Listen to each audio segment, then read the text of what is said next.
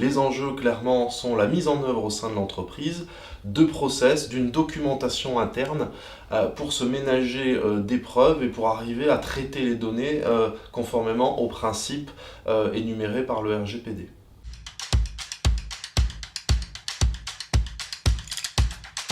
Non, il n'est pas obligé de nommer un Data Protection Officer.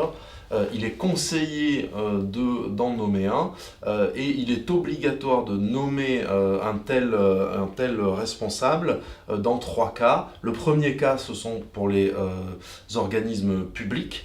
Le deuxième cas, c'est pour les traitements de données à grande échelle. Et le troisième cas, c'est pour le traitement de données dites sensibles, type religion, appartenance syndicale ou autre.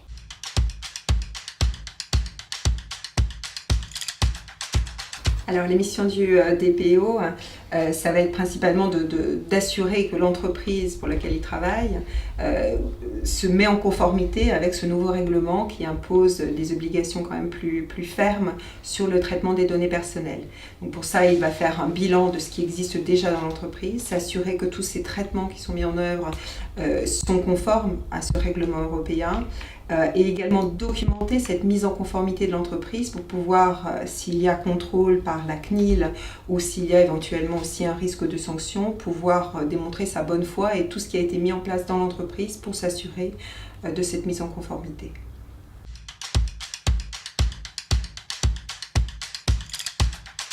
Les sanctions sont lourdes, il y a des sanctions administratives qui peuvent aller jusqu'à 4% du chiffre d'affaires mondial de l'année précédente. Donc des montants très importants, ou jusqu'à même 20 millions de chiffre d'affaires. Donc la CNIL prendra le montant le plus élevé, donc il y a vraiment des sommes très importantes en jeu. Au-delà de ça, il y a éventuellement des dommages et intérêts s'il y a eu violation et qu'une personne fait une action pour demander des dommages et intérêts en cas de violation qui lui a porté préjudice. Et puis aussi des sanctions pénales, puisque c'est toujours des choses aussi qui sont couvertes par le code pénal, avec un risque, là encore, de peine pouvant aller jusqu'à 5 ans d'emprisonnement, 300 000 € d'amende pour les personnes physiques, 1,5 million pour les personnes morales. Donc on a vraiment des sanctions très lourdes qui peuvent tomber si vraiment rien n'est fait pour appliquer ce règlement et se mettre en conformité.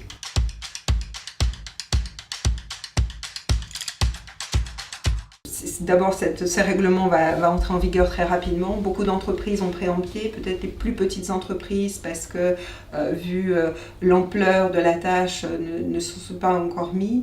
Mais cette entrée en vigueur le 25 mai arrive très rapidement.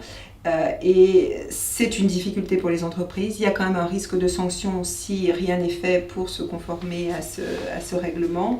Et puis c'est aussi au vu des risques avec les big data, le risque de cyberhacking, etc., de refaire un point, de remettre à plat les systèmes qui sont dans les entreprises pour vérifier que les systèmes informatiques, les systèmes d'archivage, de conservation, de purge des données qui sont détenues par l'entreprise sont sécuritaires, sont conformes bien sûr à ce RGPD et assurent une protection des données personnelles pour les individus.